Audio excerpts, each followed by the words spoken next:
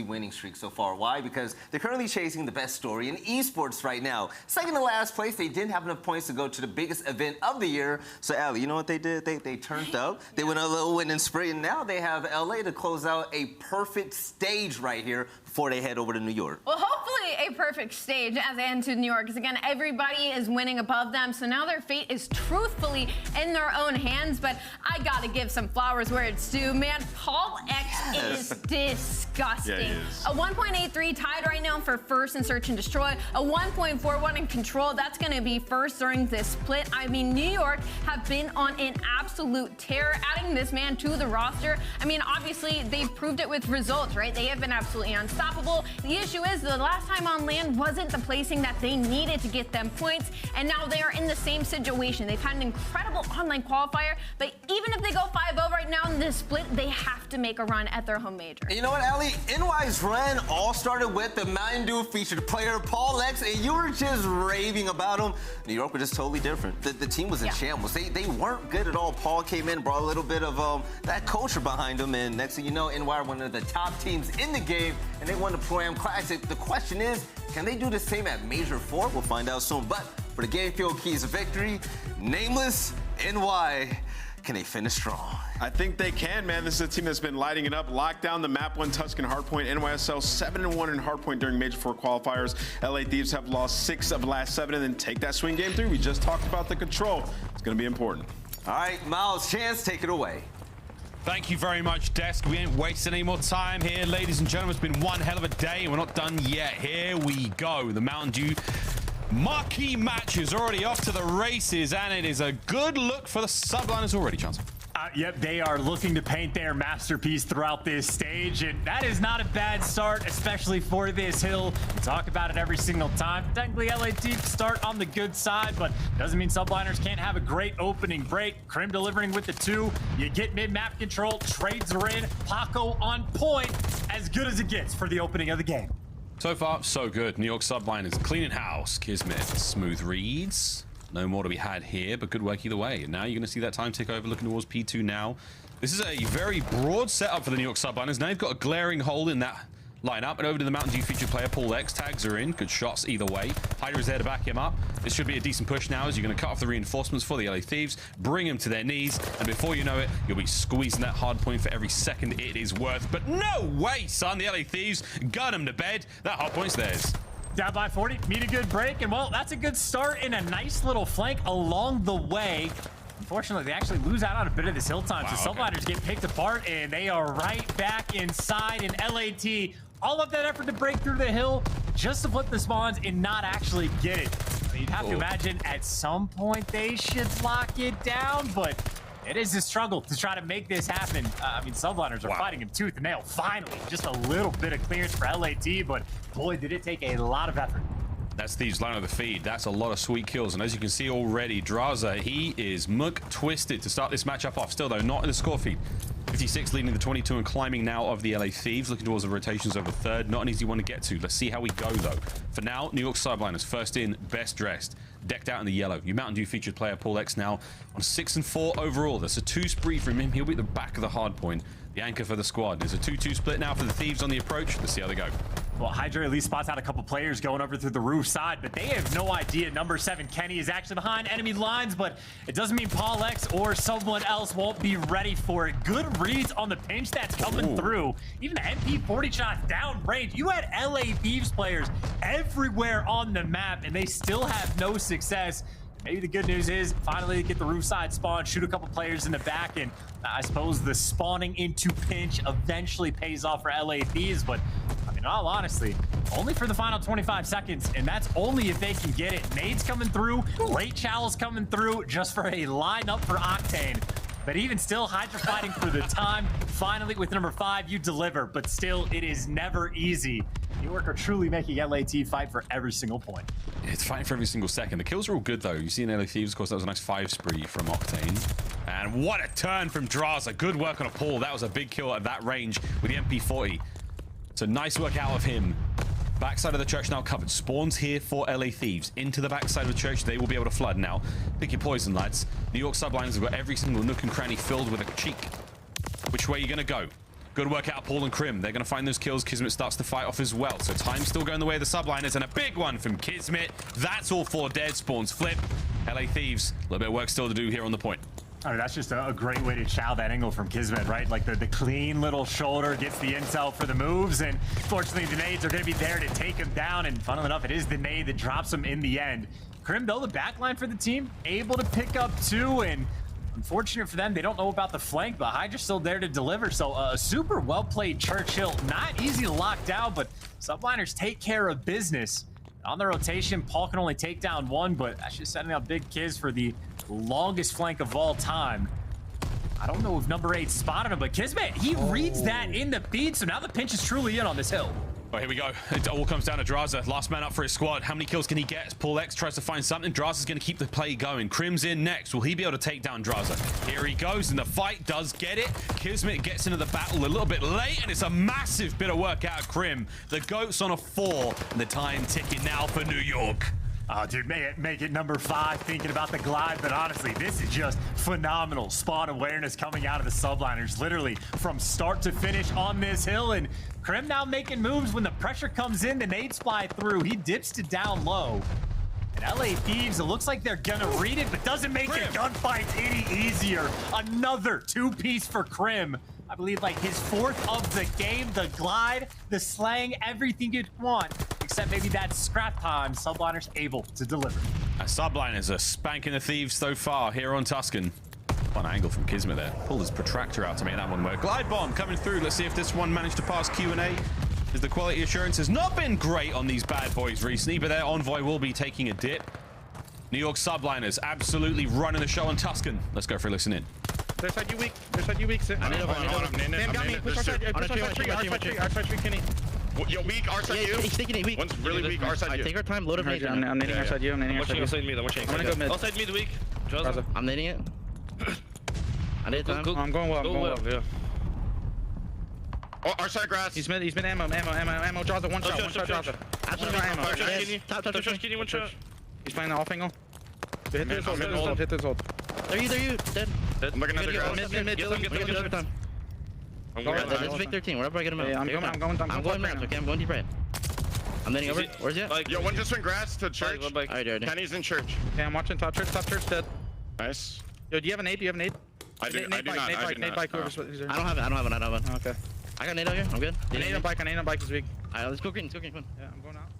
I mean, Miles, those are the type of comms that can sort of make the game be played in slow motion, so trying to take full effect. But keep in mind for the sort of broad standings, these two teams right now, they are playing for points that both of them are desperate for champs, but both of them already secured for winners bracket for this next stage.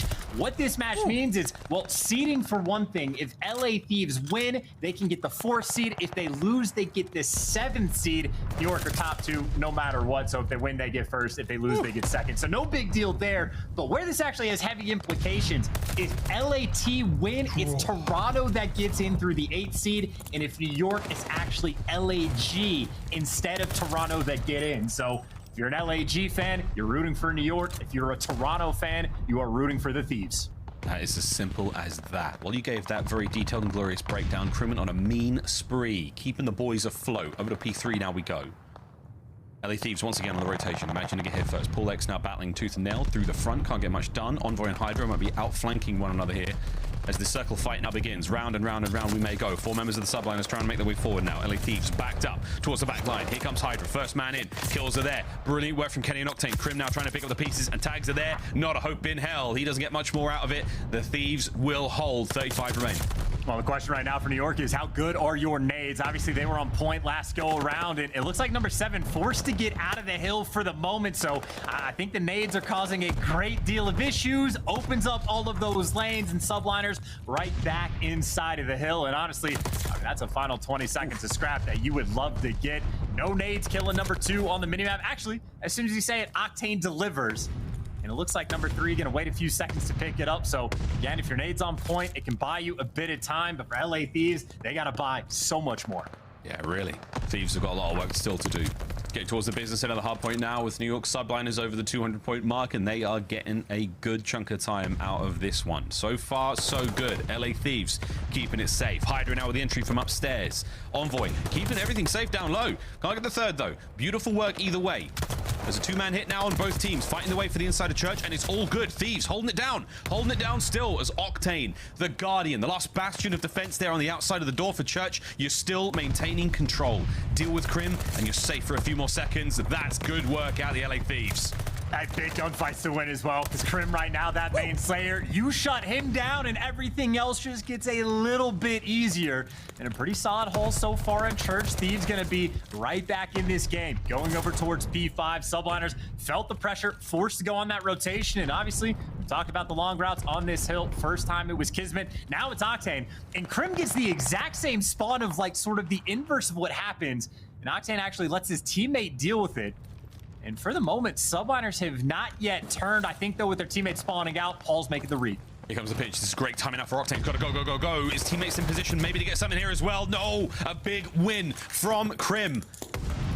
There's Paulehx on point now as well. Here comes Kismet now, and that's not enough to get it done. LA Thieves couldn't quite make the break happen. 20 now for the win for the New York Subliners. Kismet on the backside of the hill. His teammates picking up the time. Down low is wide open. Paul upstairs finds two. Your Mountain Dew featured player ringing out the kill feed as Envoy dives into the point now, trying to keep his team in this one, fighting with everything they've got. They're not leaving anything here on Tuscan. They've got to go big, and they can't get it done. Are you going to be able to get in there in time? As 5 for the win now, as New York are looking to do the victory lap. Last man in. It is a clean wipe as New York take map number 1. And Hydra, show me your moves at the end. Dancing around the hill, front side, back side, hitting the stairs down low. Man is everywhere on the map. If anything is sick right there, it was the gameplay of Miles. But I think as expected, you know, the Des broke it down pretty well. The Subliners have been on point in their hard points as of late. And well, the opposite can be said of LA Thieves. So certainly a close-ish one, but at the end of the day, New York sort of just outplayed them. And I mean, Crim main Slayer, but every single player getting the contributions. I mean, Paulehx only dropped 21 kills. Man had 17 assists. So right there, clean work straight across the board for the New York Subliners. And I'd say that's pretty much the exact game you want to have. Your main AR, he's getting the non-traded, getting all that hill time, and everybody else just sort of roaming around, getting all the cuts, making the great read on spawns. That is New York Subliners at their finest. Yeah, Crim's 8 spree was absolutely rancid. See a nice set of kills here. This is Octane's like 3-4 PC gets, and he gets a nice bit of a spree after that one. No streaks really. Crims didn't want to pick up them. The New York Subliners really spanked the mate from start to finish. I think it really was them very, very much in control.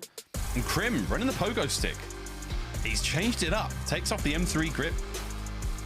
Trying to mix things up when it comes to these closer hard points, making that main AR roll work out. Again, late adaptations here in the meta when it comes to what attachments players are using. We tend to get stuck in our ways, but everyone's willing to try something a little different. Crim really was frying. This was the 7th spree, gets himself the 8th just before going down. Kudos to those guys on New York Subliners, trying different stuff out towards the end there. The LA Thieves, what was a chance to late rotations, not really able to make the clean breaks. Subliners did everything right.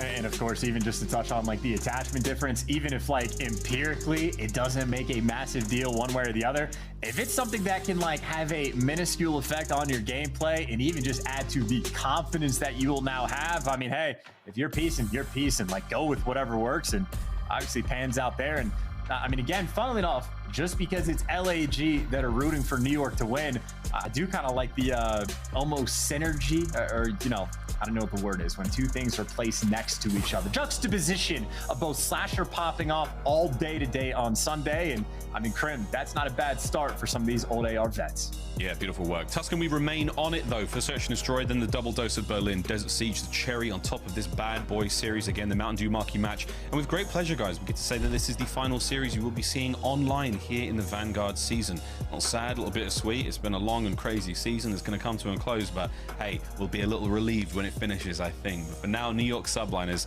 I believe Hydra playing from home, very much under the weather, but as you call the chance, the only thing really sick about him is the gameplay.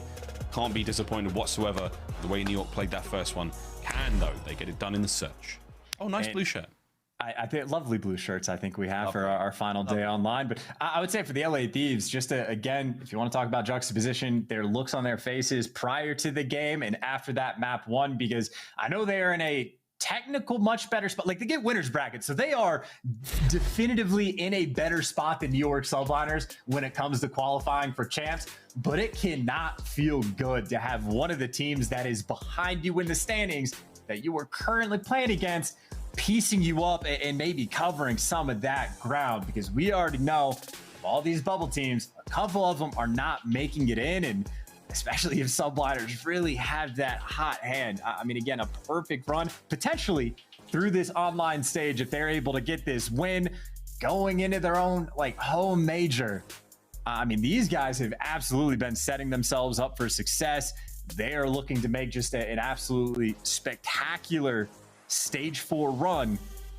And this is just one of those teams that they need to catch that they are currently in the middle of beating. Obviously, we're only map 1 in. A lot of Call of Duty left to be played, but if I'm LA Thieves, I am truly feeling that heat.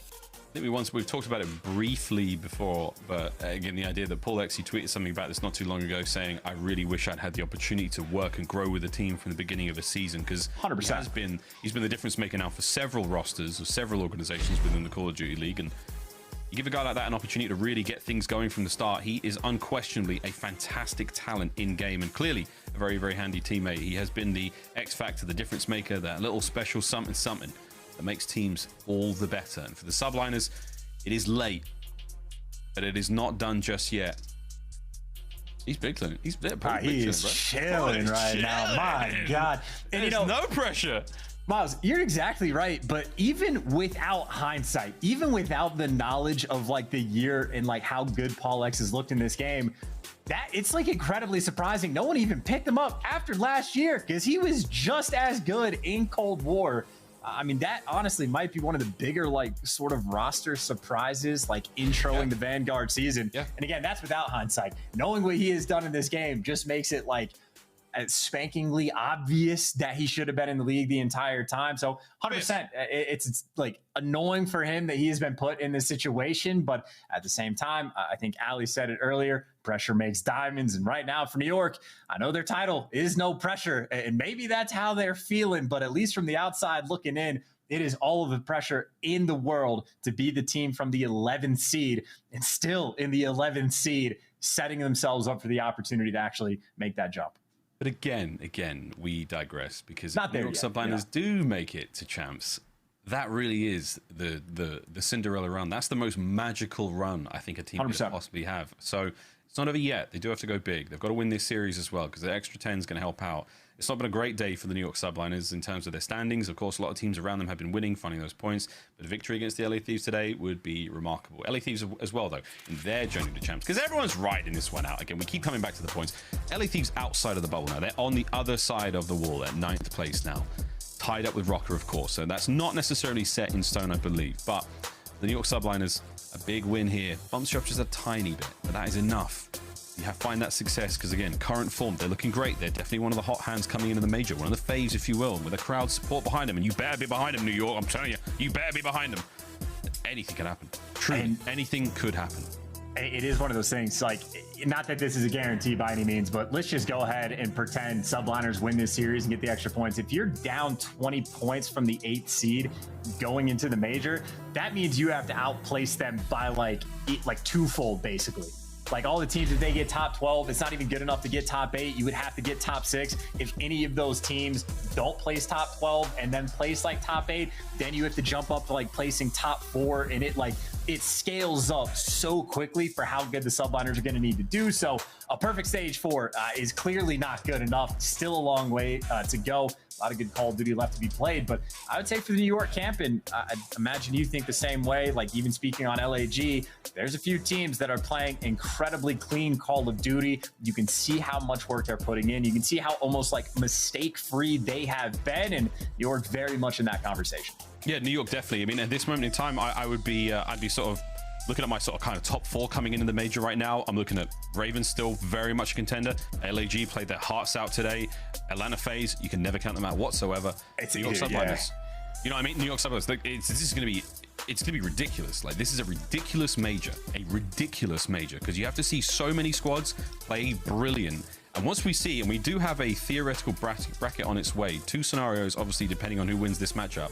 We will see what that bracket will look like at the end of the day, and that really is going to be the telling moment of what the hell is going to happen and who can start predicting the runs. What kind of team's going to hit that top 4 spot? The shit will hit the fan, CDL fans. That's what I'm trying to say. And you don't want to be on the other end of that at all. Save me. Never fun. You always got to be downwind in these type of situations. And again, I know the theoretical bracket, there's going to be like a couple adjustments towards the middle. The main thing, again, if you're a Toronto fan, you're rooting for LAT. Not a good start. If you're the Los Angeles Guerrillas right now, you are rooting for Crim, rooting for New York to get the win. And that's like the battle for the 8th seed, just because of like the 3-way tiebreaker. So a lot of teams right now in the mix going to be watched very intensively and intensely at the same time. And of course, though, I would say for LAT, their S&D hasn't been particularly great. We're going into a Tuscan for the map 2 for the search and destroy. And if they don't start clutching up their searches, it's not like their hard point's been great. It might make their major run that much more difficult. I think we may be having another lobby issue, pals. No massive surprise there. I'm not certain. I think we're going to throw to a break now, and hopefully at the end of this one, we'll be ready to rock and roll with that search and destroy. Staying on Tuscan here in this incredibly important matchup. New York Subliners, LA Thieves. We're playing for all the marbles, it feels like. We'll be right back after this quick break. Don't go too far.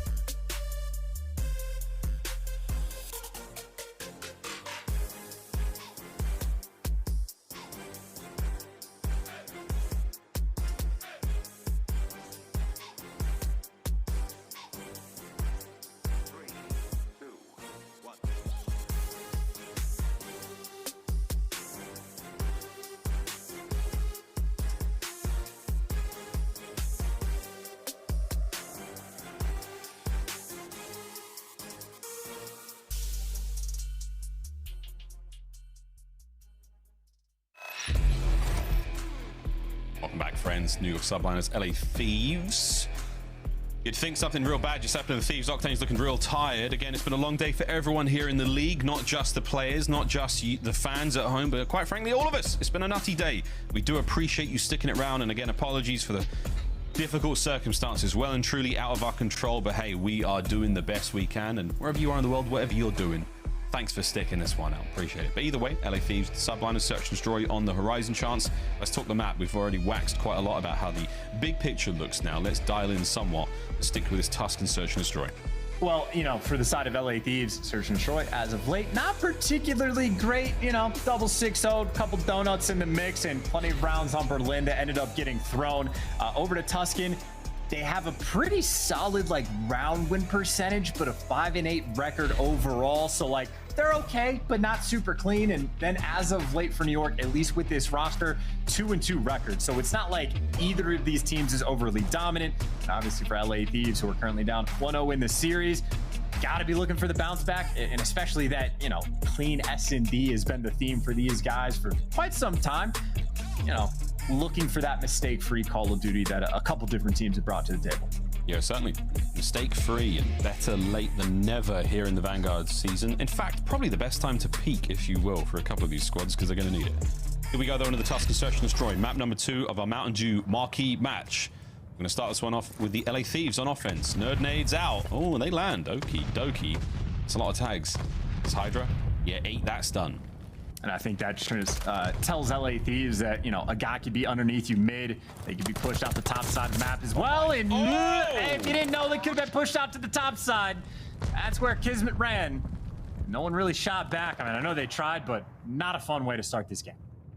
Do or do not. There is no try. Octane catches one of the cross drafts there to pick it up. Kismet's 2 sprees done. Hydra now. Oh my, Hydra. Hydra might be feasting. Hydra might be going big. He catches one out. Drazah the last man alive. And that is great coverage. Staying alive. Back into the fight we go. Nothing but head. Nothing but the face of Drazah for Hydra there. I mean, just, you know, quality snakes on the gameplay, but that is with 3 for 3 on head. Hydra was not trying to kill. Dude. He'll take the kill, but he was just going for a couple pop shots to go for like a reach out after. And just, oops, I killed him too fast, guys. That's my bad. That is absurdly clean shots. That is what Hydra does. And obviously with Kismet opening the round just with the instant 4 versus 2 for New York, not particularly difficult to convert that one. Can't ask for more. Drazah might get spotted out here by Paulehx. Gonna Mountain Dew feature player running the car, 98k, the sniper for the team here in the round. Envoy, feeling confident. That little plant pot won't save him. The shots will though. Kismet good tags. Doubles things up. Quick trade though, right, for Drazah. Hey, he knows the call. It's one shot, knows where he is, so he does eventually get in the mix. In the meantime, Octane finds another kill, so instead of the 2-piece, it works out anyway, and already that 1v3 for Paul, and yeah, potential with the sniper, but you got to world star somebody. Yeah, someone's gonna get world starred. Now though, he's playing it real slow. Thieves have got themselves corners. They're gonna sit in that, happy to be there. Oh my god, what a spin! Not enough to get the job done. We'll take it. As Envoy looks on with nervous anticipation, the LA Thieves get on the board. Spin to win. Again, I think Paul is, at least in my opinion, known for just winning gunfights. Seemingly he has no right to kind of conversation. But either way, set up there from LA Thieves, 2 clean. Good opening first blood that obviously translate into Drazah going to hunt down the 2nd kill. So effective stuff, 2 for 2 on defenses. And does that count as a cow lick? I don't know. I honestly don't know. You got the headset on, maybe not, but that's a good question though. Equalizer there for the LA Thieves. See if they can carry the wind in their sails now forward. Looks like they're going to be hitting the A-bomb site now. 2 of them made it down to well. Crim, he's still having to deal with Octane, having to contend with the turret up top. Paul just offers a little bit of covering fire now for the rest of the boys to make their way forward. Envoy! Wow! Big kill out of Paul. That's a nice first blood. Impressive wins, but they're looking for the quick trade. And you see Paul jump down, or Kenny actually dips back out. So a couple different players get tagged up, but no actual trades coming through. And Kenny with the bomb is not near his teammates. Hydra. And Hydra just sprints into it because he knows his teammates are here for the trade. Octane gets out, and Kenny with the bomb just in between 2 players on A. Very disconnected. It's a manic round. 3 members of the Subliners up. Octane trying to thin the herd, but they are behind him, and they're on that minimap, and he's dead. New York Subliners take another good one. And just again, sort of, at least from my POV, seeming like a strange like strat call when your teammates are trying to push through P5 and the guy with bomb is like attacking people over towards A, but a slight disconnect. If someone had made the big play, well, LA Thieves could have made something work, but I just shuts it down over towards P5, and Kenny can't make anything happen in that little 1 versus 2 fight that he had. So 3 for 3 thus far on defense on Tuscan. Not the craziest sentence in the world. Subliners now with the advantage. Crim yet to get on the board, but he put in the work in that hard point, so you can cut him some slack, all right, chat? Kenny, same situation, and he goes. Not enough to get Kismet, though. Nice spot to be in the MP40. Perfect gun for the situation, though. Here comes the kill hit team from the LA Thieves, looking to pick up exactly where their teammate left off. Going to recover the bomb now for the New York Subliners as well. I think that's probably just good comms from the LA Thieves, right? I guess the players down and well, maybe threw some stuns or maybe just spotted all the players going into P5. So Kenny gets the call to hit it, throws away his life to make it happen, but the trades go in their favor. And down low, Paulehx not having a good time. Crimbo needs this trade, has to fly forward to get it, connects for the 1v1, getting hunted down, but the player behind him also too quick with it. A spicy one towards the end, but again, the comms seem clean from LA Thieves and the S&D, so they're making sure someone is there for that final kill. Octane delivers. That'll be number 5. Got handed to Crim, man. The old sleight of hand. Look left, look right. Keep an eye on the hands at all time. Classic strat, man. Crack the door, crack the window. Which way is he coming from? You'll never know. A worthy attempt, but the LA Thieves managed to soldier on through and catch themselves another round. Another equalizer, 2-2. Now, Kismet 6-3. On the other side of the board, Octane 5-2. The champions for their roster. Here we go into another. That was a hard counter, by the way, for the nades over towards this A site. So that buys you a little bit of control, but shaky shots don't buy you anything other than death. So now Crimsix, just going to get child from 2 players, and LA Thieves running them over this A site, and Envoy gunning them down along the way. And Paul now finds himself in a seemingly unwinnable position. This is a 1v4. He has already one player to his name. That's Octane. Bomb down. Tags are there. It's merely warning shots. He's just saying, I'm here and I'm not going down without a fight. Good luck, Paul. You'll need it. 30 seconds. And there's just, I mean, what's the avenue for attack? It's the clutch spots that you got to deal with to try to go through a field. A guy's just going to be snaking that, like, the box areas. So literally nothing you can do. A hopeless situation and a round where Envoy just kind of runs you over. Like, Kismet made the read, just did not have the gunny, and Envoy delivers for what, 2, maybe 3 kills in that round, and that'll be an offense. That is a great one for Thieves to get. Drazah, man, he flew out of well into that mid map. As soon as the call came through, I got Paul in there. He might be tagged up. Absolutely send it. Don't give them a single inch. Suffocating gameplay from the LA Thieves so far. Kenny leading from the back at the moment, yet to get on the board, but 0-4. He's got a plant to his name, but it's not quite too much just yet. Here we go, though. Old Faithful for the Crim. Deep back in spawn, trying to catch anyone who's a little too eager to get behind the enemy team. Yeah, Octane, by the way, at the start of the round, he shot open like the broken wall that's in top green. So he spotted all of this on the cross. So now Kenny's trying to go in for the flank, but he's on a donut. He can't find the kill, and I guess didn't get the one-shot call. So Envoy taking a route, doesn't follow his teammate up, gets caught. And now the players that wrap back to B, all of a sudden, other bomb site wide open. Subliners just played him like a fiddle. Yeah, great work. This is it for the perfect round. Hydra, what a shot. Perfect play from the New York Subliners. A lot of information passed over there to the LA Thieves, but they couldn't do a whole lot with it. New York with a simple round. Snaps out of Hydra. I think whoever it was that killed Envoy towards the middle of the map, just good reads from the Subliners, right? Because Envoy, instead of going for the trade on the guy Kenny had weak, he tries to wrap back, and I think Envoy basically reading that the bomb is going to be like potentially wide open over towards A, but someone from Top Church was just ready for the gunny, and there you go. You had LA Thieves got an offensive round. New York respond in kind in the 4-man hit. It's Hydra that's here first. We're holding hands. We are running through. Hydra guns up. Stuns there. No kills. 2 players now drop from the Subliners. Paul gets involved in the back line. At least 1 goes to his name. So there you go. 3v2. As the LA Thieves are in a spot of trouble. You manage to get the Subliners in. Now you have to contend with them. Where the hell are they? They've still got their nades. They've still got their stuns. This could get bad. Oh my word. Drazah dodges that one. Kismet now on the reposition. Paulehx is managing to hit a big flank. He's got himself over towards A. He'll be back in a minute. But for now, the LA Thieves, what's the plan? Well, Kismet just has to stay alive, and if he could take down one, it would have been great because Paulehx was going for the full flank, but the double chow is there for Thieves, and this is just kind of a bully round. Sprint straight at him, and again, mistake-free Call of Duty. No one's trying to get caught planting the bomb. They take their time to get this setup. Setup's not good enough. Paulehx gets him, he gets out. Now a 1 versus 2. And he's going to have to double back. Commit to another attack run. Envoy with a plant. Post-plant set up now for the LA Thieves. 2v1. They've got the numbers. And I'm pretty sure somebody got spotted there. Oh, I thought he was going to continue to try to clear out like the plat side of the map. He's trying to read any of like the rotations coming through, but a stationary setup, and yeah, timing just does not go his way. And LA Thieves, again, not the perfectly played in the 3 versus 1, letting Kenny die when he's actually trying to go for the plant, but they still convert. And the opening call is still completely on point. Just straight up ran Hydra over. Even Crim, I think maybe just a little bit late from Top Church to look for the read. So maybe Gunny's up for Thieves on the cross. And I mean, hey, they just throw themselves in an instant 4 versus 2. You always love to see the aggressive play calls. Yeah. If in doubt, 4-man hit through, P5 towards B. Let's see what happens.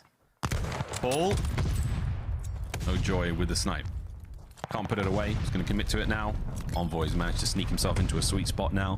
Anyone who crosses that field will be met by hail of gunfire from the MP40. And what, you know, chucking nades in it well, even from this spot. A bit of a precarious situation, but someone made the play call. Kenny gets the kill. Paulehx does get a trade, but it is still plenty of pressure past this A-bomb. And I think LA Thieves, they're happy to just try to meet this head first. Subliners, though, they feel a different type of way, going for the rotation over towards B. I think Octane will maybe be the front line for Thieves on the defensive end, but this is all 3 players. They have gotten through P5. The clearance is there. Depending on the timing, Octane may be able to spot them out. He knows he's there a little late. Oh, he didn't finish Hydra. He didn't finish the kill. Oh, he does, just. Envoy through mid-map as well. All of a sudden, it is fallen to pieces. This house of cards is on the table. And what do you know, though? Kismet is still swinging. There's one. Tries to bait out the next. Smooth moves and slick footwork, but not enough to get the job done. He stays alive, though. Dead silence still popped. Now the bomb being planted. Oh, defused. Oh, what am I saying? This is done. This is done. Too fast. No. Done. My bad. Matt point. Yeah, I was going to say, as soon as he didn't go for the jump top church. No. Well, I think Kismet, if he took the route to go for the hops top church, one, it might just get red and Thieves in the 2v1 just kill him. But as soon as he commits towards well, the round becomes free for LA Thieves. They do the smart thing. They just hop the bomb. So nothing too crazy there. Another 3 versus 1. I think it was Envoy again in bottom church that gets a big kill. And obviously the one Octane hide on Hydra completely on point. So another efficient work, and for a team that has gone through B a few times, Subliners not really here for the response. It's kind of Paul just by himself to watch this cross through P5 and maybe Hydra for the late flank. And there you go. That's how he's just making noise. He is purely making noise for Hydra to go. It works out perfectly, but he can't get to at least Kenny's able to get the trade. Unable to capitalize, the trade is there, so LA Thieves have bought themselves just a tiny little bit of magic here in the round. Crim, though, mid-map covered. Drazah will not peek it. Now Crim's got to watch out. Again, noise being made by the LA Thieves, pulling the aggression of the defenders. And over to Octane now. A big kill. Thieves with a man advantage. Trying to get themselves over towards the A-bomb site. Yeah, they just jump on Crim there. He's not able to make any sort of play. And now the question is, you go for the bomb plant and risk getting killed off of it. He's waiting for the gunfight, actually, to avoid that exact situation. But if no one's going to chow, you'll take it. Get that down. Get out with your life. And, hey, bomb down 3 versus 2. This is perfect for LA. What do you got, New York? Kismet. Every corner check. Spots one. Another on the heady. Might chow it. Why not? Octane, though, good shots. Kenny's there to back him up. Now all down to Paulehx. 1v3. Okay. How many times have we said that, by the way? How many times in this map alone? Wow. He's through. 20 seconds tagged up. Octane surely reach out this one. Should be an easy fight now. They've got the numbers. Here comes the close hit. Paul, he was making them sweat. But it was no problem. The LA Thieves used to the heat. That's the equalizer here in the series. And there you go. As far as mistake-free Call of Duty goes for the search and destroy, LA Thieves pretty close to it. Very well played on Tuscan.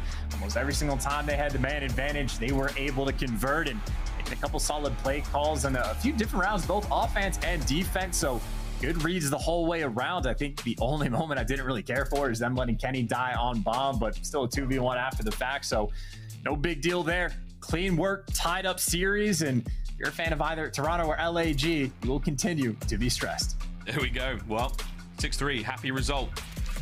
The LA Thieves now, as we look towards this series, and it is an ooh-la thus far. Berlin now. The next chapter of this final saga, this Mountain Dew Marquee Match, this final dig at Online Vanguard. Now the Berlin section begins, Chance. Where the hell do we go from here? Berlin Control, spicy as hell. You know, I know where we're going. We're going to a break. When we come right back, friends, time to play some Control. Stay in your seats, grab yourself a drink. Be sure to tip your waitress.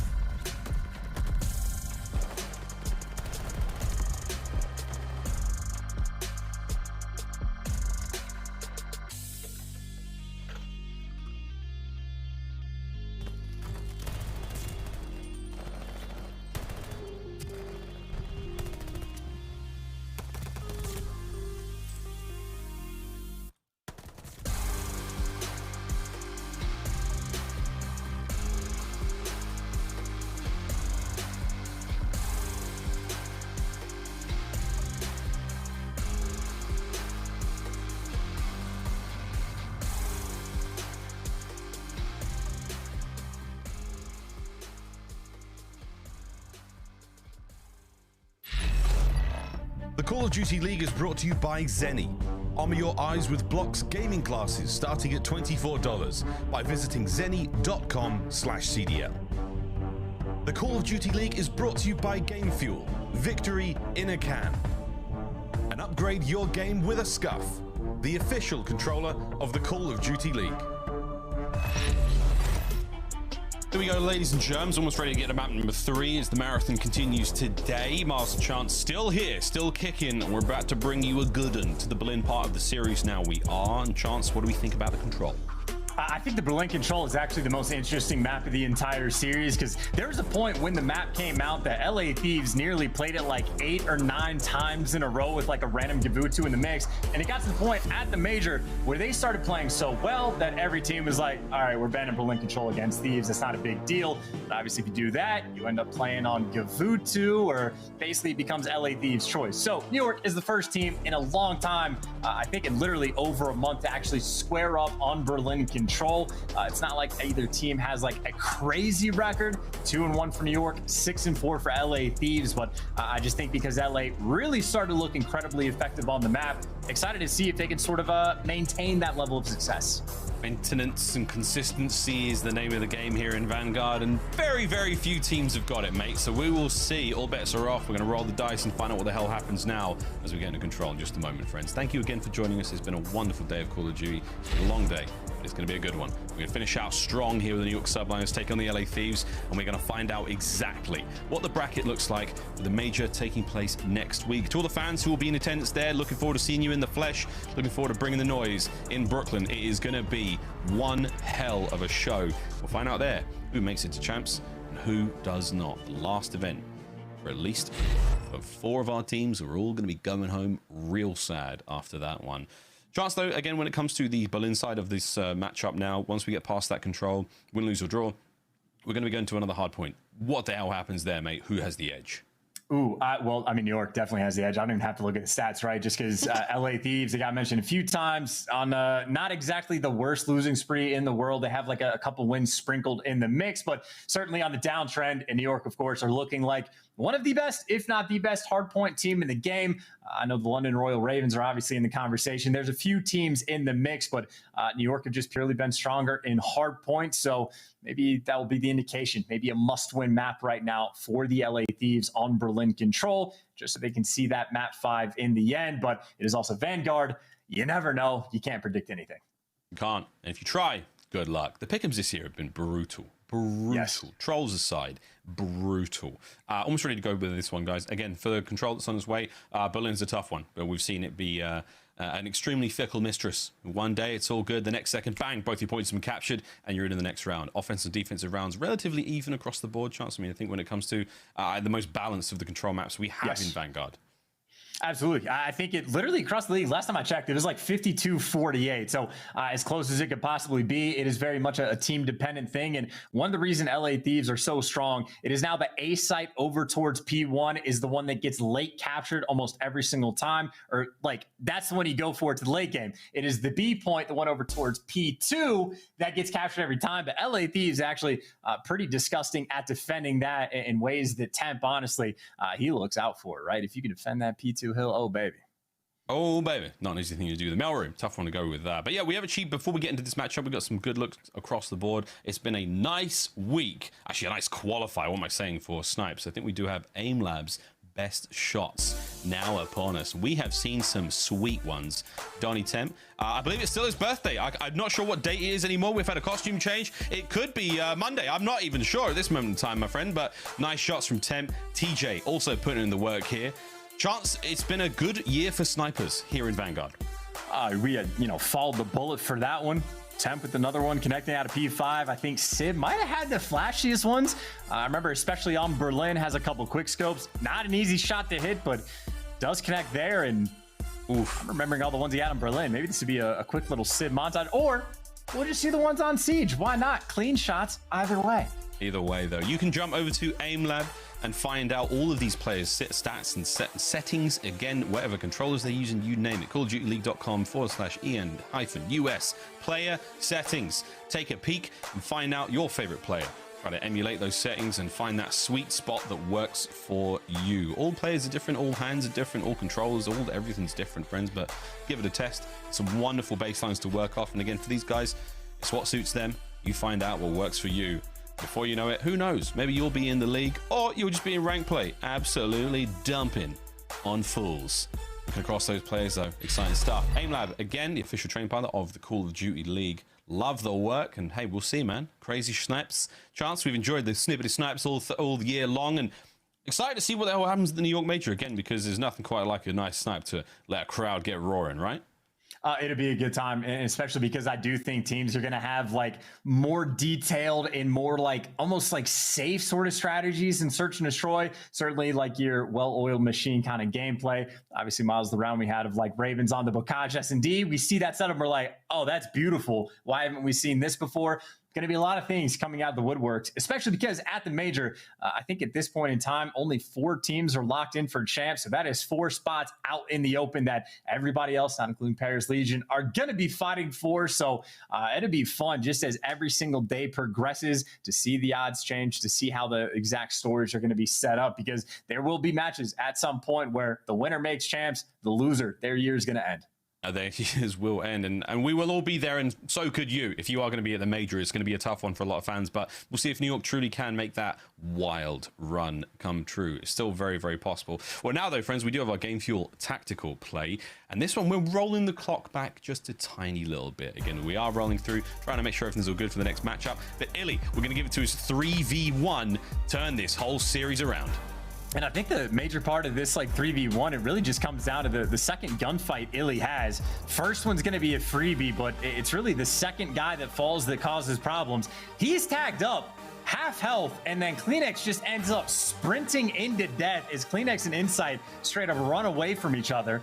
And then in the 1v1, it takes basically the full 35 seconds before it ticks down, but it is just the schnapper on Insight who tucked himself in that corner. So nobody puts baby in a corner but themselves, and aBeZy takes full advantage. Clean little 1v3. And honestly, even just touching a 1v1 against Insight is worth a tactical play, let alone the fact that he killed Tumo before that. So yeah, it's a top 5 play. Great play indeed. Again, that was your Game Fuel tactical play and the defuse. Don't forget, what an unreal play out of aBeZy. Of course, the OpTic fans will be loving seeing him back on the roster. Sadly, not able to walk away with a big dub there against Toronto Ultra, who do manage to net themselves 10 points and change the standings quite a bit. Almost ready to get into Berlin here, friends. Once again, it's been a special day. We couldn't finish the online portion of Vanguard without a very memorable or crazy day, and we have got that, whether we wanted it or not. The matches have still been a treat. We've had 2 reverse sweeps on the day, and now something very, very different, a tie-up here in the series. Going into the control, all even Stevens. And chance still, I mean, when it comes down to, what's going on here, mate, as both teams try to get each other into this, as the lobbies I think are now up and running, we'll see if we can't get this one going. It's the sort of momentum swing we saw in both the reverse sweeps. Of course, with the Ravens, when we had that big reverse sweep that started there, the LAG managed to pull off. Again, it was a clean 3-0 for them. That was really the beginning of it. And I suppose the same thing could be said for Toronto Ultra. That's not necessarily the case here. I mean, are we going to see a 3-1 finish here from whoever wins this next one? I mean, momentum's been the name of the game today. Well, I mean, again, if you're just sort of, almost automatically leaning by way of the Subliners for the hard points, sort of this is the map that like sets the scene, right? If New York pull this one away, you are feeling incredibly confident for them to walk away with the series. And if LA Thieves win it, well, then we will truly have a battle on our hands. But these are the guys with, I mean, honestly, for both teams, it is 10 out of 10 on the pressure scale for how bad you need these points for the qualification towards the end. But obviously, just because the Subliners right now, 30 points down on the LA Thieves and another team, they really need the extra 10-point bump going into the Major. It can be the difference between needing to place top 4 and maybe needing to win the entire event. So it'll be wild how their actual home Major pans out. But I'd say lately, just you have to continue to talk about how impressive the Subliners truly have been. Truly. Well, I mean, depending on how this series goes, we have 2 possible outcomes. New York Subliners win this one, they walk away with, first seed, 5-0. Absolutely perfect. Now, this is a one of 2 scenarios. This is what the bracket will look like if the New York Subliners win this matchup, that's first seed going in, they're going to play the Guerrillas in round 1. That changes things just a little bit. Now, we'll let you guys digest this. This is a theoretical. If the New York Subliners win this series and secure first seed. If LA Thieves win this one, New York gets second seed. London will be in that top spot. This is a big if, ladies and gentlemen. Eyes to the bottom right of the screen. A big if. Now, Chance, how does this change things now for the Subliners? They're looking to get to winners round 2 if they smack Guerrillas. Well, in terms of the winners bracket matches, there's no easy ones, none that are fun, none that are like easy to prepare for in the slightest. So obviously you want the higher seed, but I'd say my biggest takeaway for if the Subliners win is just the fact that Ultra in this situation started losers. That is the biggest sort of swap that actually goes down. But I mean, otherwise, you want to be on the top side of the bracket with FaZe, you want to be on the bottom side with all of the other sharks in the water. So it's just the goal to get the winners bracket.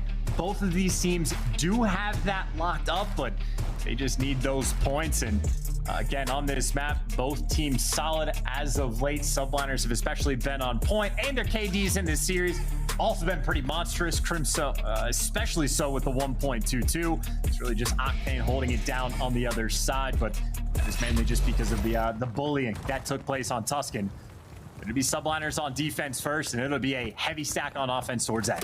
Here we go. LA Thieves are in. First blood going to Kenny. Now, can Hydra find anything here to level up playing field? Crim's there to back him up. That's his dad, by the way. Hydra now finds at least a little bit of help before his teammates get taken care of. But Crim, that was 1 HP. I think Drazah sneezing in the distance there, and that was enough to get the kill at that moment in time.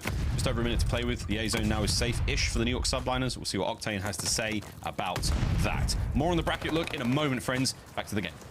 And not necessarily a fun look when you're the team on offense and you spread the map, but if you get the kills, you feel all right, but that doesn't mean you actually have pressure over towards B. Kismet gets caught, and you can see LA Thieves, they're ignoring B for now. A is infinitely more difficult to actually capture, so they can get that out of the way early. That's what they're sort of looking for, but see, Drazah is mostly left by himself, and he's picking up all the kills. His teammates just aren't nearby. No, not at all. Tags out Drazah. 3 spree. Looking at the 4th as well. Love to see that. Just about 32 seconds remaining on this bad boy. We're going to fly forward. Paulehx is going to get that kill, slow him down. Drazah makes it a 5. Now you got 2 players on towards that A side of the map. B's getting captured as well. Hello, Crim? Are you good? What just happened? I guess someone got the trays, but that is an awkward moment to be sure. Also, can someone get Drazah some help? He just goes on a nasty tear. He goes on like a 5 or 6 spree, and by the time his teammates get there, unfortunately, Drazah finally loses gunfight, and then no one is really there for the pickup. So all that pressure on A just to honestly be down on time. And if I'm Subliners, yeah, trying to make a play and try to fight for this. And, well, good plays by the LA Thieves. They keep it contained. Nobody gets caught. B secured at a minute to the clock. Just about a minute. Subliners are looking up, stacking up, trying to lock down this A zone. Here's the hit. Beautiful start from Paul. Starts things off well. It's a big kill. Envoy on the flank taken care of. Kenny will trade out. But for now, you've managed to whittle down the numbers of the LA Thieves enough to make this play that little bit easier now. Now the question is, where the hell do those other 2 players go for the Subliners? Well, funny enough, Subliners actually more or less let the stone flank go through, and well, that is where Kenny is looking to try to expose a couple trades back and forth. And I think now what Octane is going to be looking for spawn kills over towards P3. And well, you don't want to have that fight against Paul. Say goodbye, but maybe that'd be the opening for the front. It is a 12v8. These can win this one of 2 ways.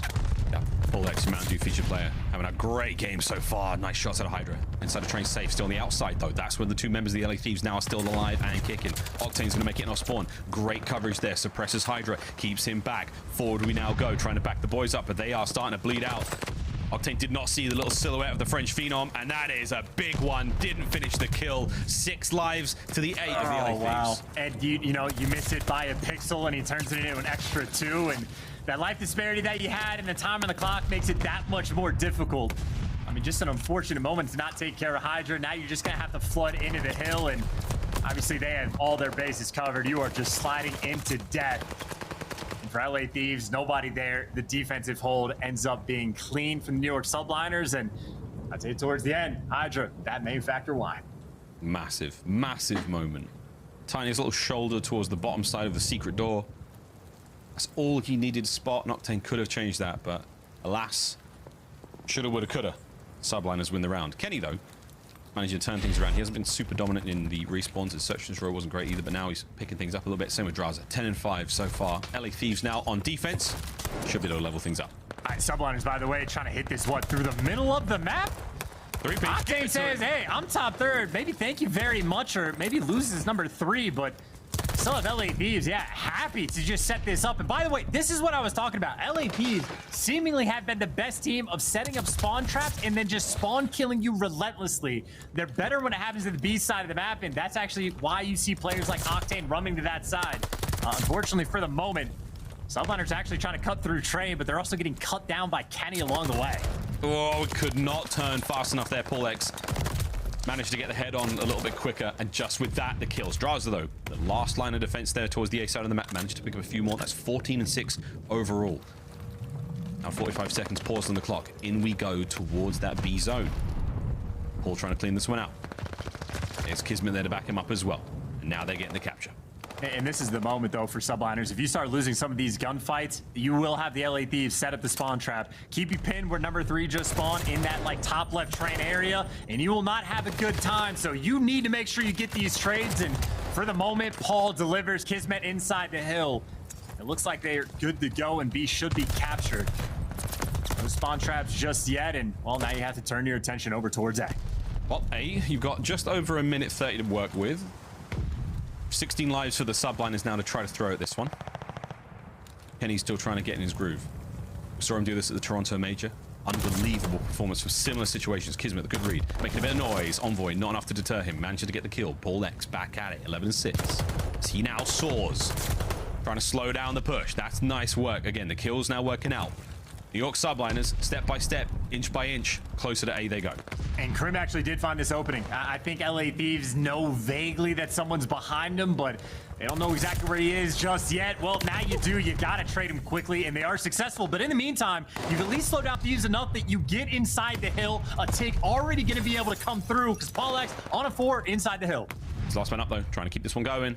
He's doing a really good bit of work. Here come the LA Thieves. Cleaned him out. Didn't let the second segment go through. Nice work, LA. Now the question is, can you push them out and start finding these kills? Less than a minute to play with now. 9 New York Subliners members remain. I think Subliners just sort of feeling that pain. They have very much turtled up in their spawn. They need to get this wave of kills before they can move. And Paulehx getting red the entire way. The whole way. And enough to get his head taken off, right? I think it was Envoy that statistically was having the hardest series just because of map 1. Well, on a 5 spree, 14 and 9 right now. And a glide bomb not hyper impactful on the map, but it's not like it hurts to have. No, you'll take it, especially you can hit that Train side. Hydra, down and out. One more for the glide. His Envoy scuttles away. The sounds of bullets and glass just raining all around him. Less than 20 seconds now, and the LA Thieves will tie this one up. Will he be able to find that kill? It's Crim posted up by tower. Top side is going to be Paul over there by the warehouse, and the clock will fizzle out. Those last 2 members will not give this kill away. Heads up play from the Subliners. Oh, they will drop that one. The good work from the LA Thieves secure the round. And, you know, the theory crafting on this map is a little bit different. It's very much sort of like a team preference for the potential round 5 of whether you want offense or defense because of how 50-50 it is. I will say, though, LA Thieves especially, it seems like their defenses are really on point, and for the moment, technically, they are down a tick, but you can still always make that play towards A. If you ever find the opening and actually get the clearance and get someone set up to watch your flank properly, it's almost hard to get re-broken once you get that sort of sight control, but neither team able to set that up just yet. LA Thieves, though, 4-man stack, they'll try again. Yep. Once more, we fly through Train. Kenny with the first blood. Envoy still on spree. Checking corners, checking obvious locations. Nothing there just yet. Kenny's managed to hit the flank. You're going to see a late one now from Crim. This could be the spoiler for the spree. He's in. There it is. As Crim gets it, stops the spree, no glide. And literally all that is LA Thieves just not able to properly watch the flank. A couple players come in through P5 and get taken care of. Drazah being patient to see if he can end up getting hand-delivered a 2-piece, but no deliveries just yet. Kenny actually has great coverage right there just to protect Drazah's back, and now he wins the intro gunfight. That's 4 down. That might be the moment to try to fly towards A, but Kenny gets caught, and it looks like LA Thieves are just going to send Drazah by himself once again. He can go on another little spree, but the play call definitely to slow capture B. The slow cap B is going to work out. making noise over by A. Drazah, great play. 19 and 10 overall. Looking to make it a 5 spree. No, good shots out of Kismet. Right place, right time, ends the spree. Kenny now the only man on this side of the map and spotted out by Paul there. So good work. Kismet's now already made it in the spawn. The slow capture of B not quite done yet. Your second segment finished, so one more to go. Having an MP40 in this situation, by the way, not super ideal. Don't get me wrong, I trust the shot of Kismet, but I think right now he's more of sort of the intel game. And Envoy, by the way, he's going to be annoying and go for some of these spawn kills. B is secured, minute 45 on the clock, and actually Envoy maybe going to be able to make the play. He's gotten inside. Now, there's players everywhere on the map, but if Envoy can even take a second player down, maybe he get a hand delivered to his team. Instead, everybody falls, and he will also fall in short order. Had zero help in that situation, so Subliners still have most of the map control, except for Drazah. Your Drazah has managed to slip through. He finishes the capture and he's already in. Now he's on A. Quick turnaround now. Hard spot to be in. Nice shots out of Hydra. 4 HP. Drazah, stay alive. Just find a corner. Tuck tail. Heal up. And he's not doing any of the above. He's dead. 15 lives apiece now. Subliners once again. Decent map control. Octane has to back up. Just good teamwork there by the Subliners. A lot of good team shots coming through, and nice little recovery on sort of the minuscule openings that the Thieves were trying to create. But in minute 10, post up, L trigger, maybe get a couple kills, and Octane gets one, his teammates get none.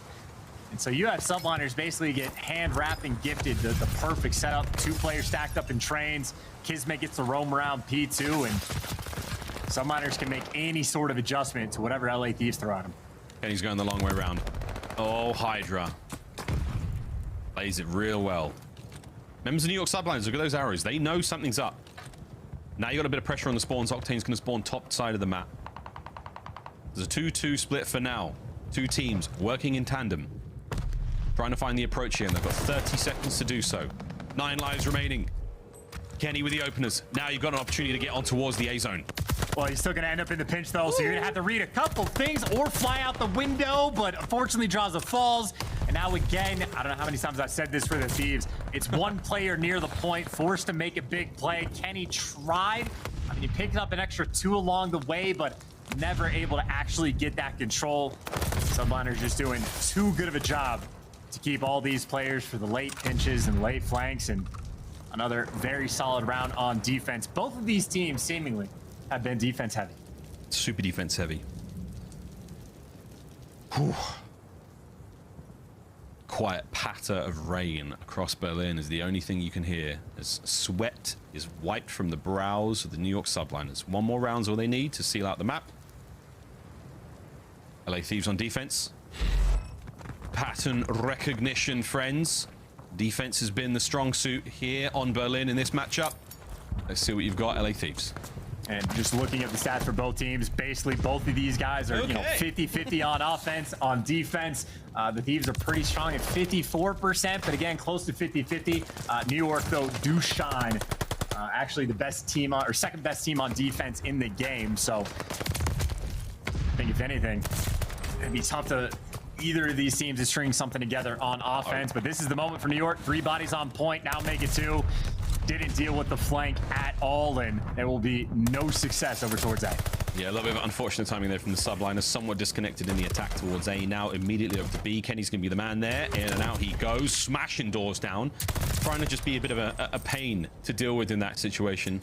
Deftly handled there by Kismet. Now the slow capture of B. Single man stack. Drazah finds himself a 4 spree. Pressure now on. The LA Thieves trying to clear out this side of the map. Can they take care of B? Good shots out of Drazah. 5 spree. Looking to catch number 6. Check a corner, any corner. Oh, Kiz just ducks the shot. Cleans him up. LA Thieves have been slaying him out here, but the B zone now is completely bereft of members. Dude, I mean, LA, they just apply the press. I mean, again, it was Drazah the round before. Now it's number 5 on the minimap, Octane. As soon as they get someone pushed out to the bottom right of the map, they know every single spawn for the Subliners is going to be in that top left train buildings, and they just fly at them, man. They play for the pressure. Again, look for the spawn traps if you can get it. I mean, New York have technically dodged the spawn trap fate, but they're also down by 6 lives already. I mean, they're just looking for that moment of perfection, but Thieves players, again, just keeping it super mixy, keeping that pressure on, and making it very difficult for New York to string something together. Super hard. I was going to say, this is a difficult play to be made alone. Great heads up from Drazah to check the outside there. And Hydra has just put himself on the minimap. Surely now he will be smothered. There's a battle now raging in the spawn of the Subliners. They are in trouble, but Hydra has managed to survive this one. Sneaky, quiet as you like. Minute 10 on the clock. Octane, a clean plate. He's on a 6, looking to get streaks. I mean, literally just running around with a pistol in the spawn, having a grand old time. And I mean, I'm looking at him in the comms, by the way, in the player cams. He is motor mouth too, so he has been on point with the communication throughout this year. And if you can add to the comms a glide, you'll take it. Clean shots right there to secure it. And obviously, no respawns remaining. An utterly dominant round on defense. Okay. Subliners on their last legs, and dude, a small window of opening, but he should get traded. Kenny's there to pounce. Like, there's really nothing either team seemingly can put together on offense. I know it's close to 50-50, but these guys have just been unreal on point. And no success on this A zone. Kenny has been the man, defending that point seemingly alone. The final few kills go his way, and now we go to a final round. Round number 5. Here on Control, Berlin. I think both teams are completely even on ticks from my short, tired memory, but the final round now upon us. It may come down to kills. We will find out. Subliners have secured defense. Oh my word, here we go. I think it was literally just an extra take on A from a few rounds before. So again, I said it a few times, close to 50-50. You do have 2 glide bombs though, yeah? One for Kenny, one from Octane, so 2 streaks to try to make something happen. Again, it's not like they're crazy impactful on Berlin, but you'll certainly take 2. Here we go. Busting doors, Kenny. We are dancing around the A site, knowing full well that Kismet, he is the Reaper back there. Kenny, good shots, takes care of it. What a snap. Oh my word, your boy's tweaking. Hydra's still alive out and about here. Can Envoy take care of him? The guns are up, smooth moves, and it is an awkward fight by Hydra. Man alive, he is just the man in those spots. Kenny's out. Over towards B we go. Big win from Paul. Straight into the kill feed once again. This is a fast round for both teams. No one wasting any time. Kismet trying to slow these players down in the approach towards B. Merely gets a single. Hydra once again 28 and 30 trying to pull himself out of the negative KD deficit right now. And this is the way to go about it. Beautiful work over by B. Now on to the point you finally go is the LA Thieves. They don't have that many numbers. Kismet trying to go large. Hey, you know, you talk about the spawn trap. The LA Thieves love to set up. This is exactly what Subliners are doing to them. Just have them stuck in the blender. 25 seconds left on the clock, and I mean, look, you're calling in the clock because you feel forced. Everybody's inside. The hill is inside to no success. I guess the intel helps, and that is a clean 4 down. So maybe the comms OP and breathe a sigh of relief. You have opened up the pressure. Maybe make some moves on the map. Kenny, you shoot the gun, you don't YY it. That was the most egregious YY death I've seen in quite some time. Sorry, Kenny, we're going to call you out on that one, fam. Octane, though, trying to keep the spawn safe, not letting the New York Subliners overextend now, and that is his job. First glide comes through. Second now, out and about into the air. Intel passed out. This is now going to give a lot of space to work with now for the LA Thieves. Will they be able to make kills out of this? Will they be able to make space out of this? Over towards the point we go. Last man up, Paulehx. That is the problem. Still got a slight life lead for the New York Subliners. Less than a minute on the clock. Kenny spotted one outer, so we can feed that to his teammates. That's number 5, Octane, that should be taking that fight. And, well, Paulehx, Octane loses it. They know he's indoors. They know he's to the left, and Kenny's there to take him down. So they do get 2. It's face smash gunfights. Kenny gets the 2-piece. That's the opener for the floodgates. Crim not even in the point, so you get the clearance. Crim is able to fall. This is it. 2-man stack. Kismet cut down. Drazah's going to be there to help out. Envoy now shuffling, making sure these players can't get into the point. That's a nice bit of moves. The fanciest footwork you've seen all day. The second tick is done. Last one's here. New York, go, go, nades, anything, not enough. LA Thieves. All it took was one good push. You get on it, and that is the way Berlin goes. What a turnaround. And hey, Kenny, he might have been looking at the minimap as well. He was YYing like a maniac there on the outside of that spawn. But hey, you'll give it to him. The YY giveth and the YY taketh away. You know, he loses one on that side of the map to come to the hill on the other side of the map and go on a 3 or 4 or 5 spree, whatever it turned out to be. I mean, Kenny pretty phenomenal performance. 34 kills overall. Obviously, everybody on the side of LA Thieves is contributing, but especially so that just seeing that 9 spree in the mix. And for the Glad Bombs, that apparently actually paid off. I don't know if it was the communication that said, hey, they're all indoors, look for the normal gunfights. But as soon as you call the first one in, they got the 4-man wipe. They got out of the blender. And obviously from that point on, never looked back. So, I mean, 1 out of 5 was for the offense, but you will take it if you're the LA Thieves. Again, we sort of called it a must-win theoretically for them, but hey, they got it. Now in a great spot for this series, and you're just adding to the stress of some of the other teams that are watching. Toronto jumping for joy, LAG biting their nails. Here we go. Match point. The Los Angeles Thieves. So what an unbelievable day of Call of Duty it has been, and it is not over yet. Subliners, we go back. The final part of the Berlin chapter of this series. Damn, son, what? There were some gunfights on this map. We are digging as deep as we possibly can go for these two teams. And it is not over yet. Both Paul and Hydra putting in the work. Kismet has his moments. Krim was magnificent in the first map. Can the New York Subliners keep this magnificent run going, this truly historic spree across the CDL, and win the next Berlin? We will find out.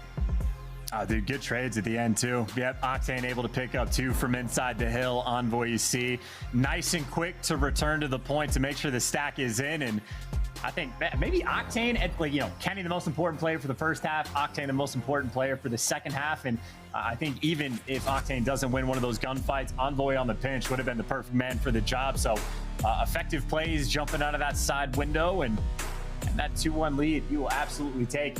And I know, as you know, we talked about the hard points, talking about how New York somewhat has a clear-cut advantage, but it's not like LA Thieves are poor at Berlin at all. Have a 10-6 record on the map, so this definitely could be a 3-1. It is simply how the tides have been turning in the game mode where Subliners have had that success. And well, now I suppose the pressure very much on these guys to deliver, because it is 10 points they are absolutely desperate for. Real desperate indeed. Well, we stay on Berlin, last one here in the series, and momentum has been the name of the game. It's been the real deciding factor for a lot of teams. If we can see a victory here for the LA Thieves, we've got to go big, close this one out, defy the New York Subliners magic that they have had thus far in the stage. However, for New York, this is business as per usual, man. I mean, you know how these series go. They're all nail-biters. They're all tough. Push it to that game 5. See what happens. But chance, God only knows. God only knows what happens next. Well, I think what happens next is the Scump play of the game. I think we're dishing that one out to Envoy potentially if we got the replay of that. But again, it's just pretty much, you know, the solid timing on the flank. Like, it's all of his teammates that like put him in the position to make this happen. It is Kenny, not just 1, but 2. We know Octane after the fact is not just 1, but 2, but it's pretty much just the good timing. If things had gone south, Envoy could have been the bailout. He's helping with all these gunfights. There's 2 players at this moment that get past, but Octane chops them all down. And if he hadn't, Envoy would have been in perfect position. And honestly, just a good play call after the fact to make sure get in the damn zone. Make sure you stack it after the fact. So pretty much efficient work for the LA Thieves. You get 1 shot, 1 opportunity, and they absolutely rose to the occasion. Got that offensive dub. It's crazy that we've seen very similar looks in that exact moment, just not in the same mode. I mean, in hard points where like someone goes, hey, I know we got 3 dead, I'm going to push out and try to find that kill. Temp did it for the Paris Legion. We saw Zero do it for the Ravens. Sometimes it's a good play. 9 out of 10. Sometimes. 9 out of 10, it's a good play. When I saw that happen, I was like, either this works and they win the round, or it's just utter heartbreak. And that, baby, is how Vanguard works. Unreal stuff, friends. Well, that was the Scuff play of the game. Again, I mean, dude, actually, no joke. I've got it right here. Oh, no, it's okay. Rough camera. Don't worry about it. Either way, the LA Thieves and New York Subliners gearing up to go into Berlin once more. Ladies and gentlemen, strap yourselves in. Put the kids to bed. Phones to silent. This is going to be a big one. Will this be the end of our Mountain Dew Marquee Match? Will this be the end of our online portion of the Vanguard season? Let's find out. And Octane, obviously a key player to watch. I know Krim squared up pretty well on map 1, but Octane did not slow down at all into the new respawn. And, well, Krim slowed down just a little bit. So need that main AR. Gunny to be hot to take him down, because it is the exact same map. Many of the same gunfights. Obviously, a decent bit of variation, especially when you go over towards P3. But it will be New York with the good side. They straight up just get to this hill first, and a couple players tag, so they'll be weak. Doesn't mean they won't chow. Subliners actually fly out to take these gunfights, and looks like they should be nice and secure. Oh, Dame secure. Last man up, taking care of their Subliners once again win the fights.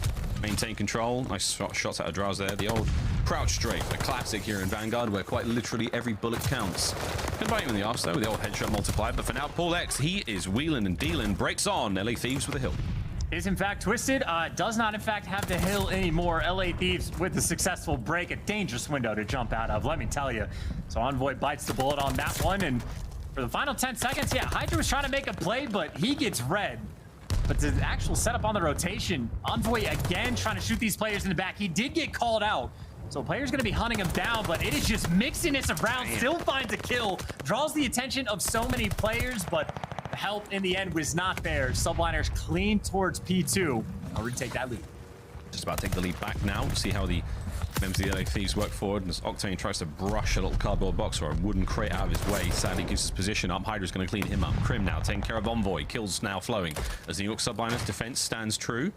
Crim with the up high spot. Great coverage. He's not going to spot. Oh, he does. Just about catches the backside of Kenny as he floods towards the point. Good shots out of Crim. Can he catch any more now on this push to try to retake the point? Yes, 2. Over to the 3rd. No, Envoy is there. Hydra, though, picks it up. Good shots out of Drazah. And like that, we go back to an open point. And man alive, is P2 mad.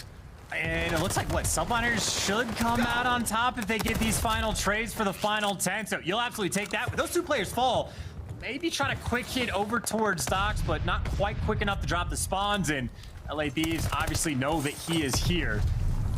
Now, as long as Kismet's alive, any kills right now Subliners get, these players spawn out, and I mean, he's got the back heady.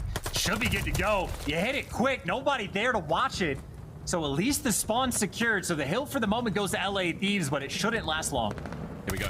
Close support now from the Subliners. The attack is on. You've nearly taken care of all of them.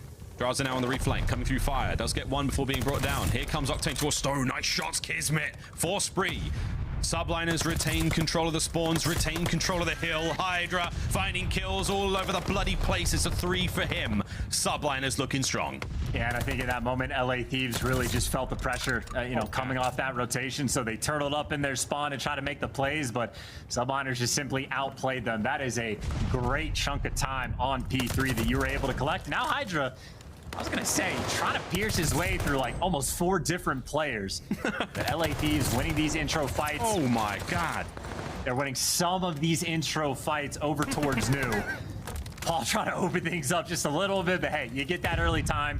It's a little bit of a tight setup, but for Thieves, you'll take it. Woo! What a series this is, ladies and germs. Not over yet, though, as we continue to push deeper into Berlin as the shots are all on. The LA Thieves, they're down, baby, but they're not out. Let's go for a listen in. No, that's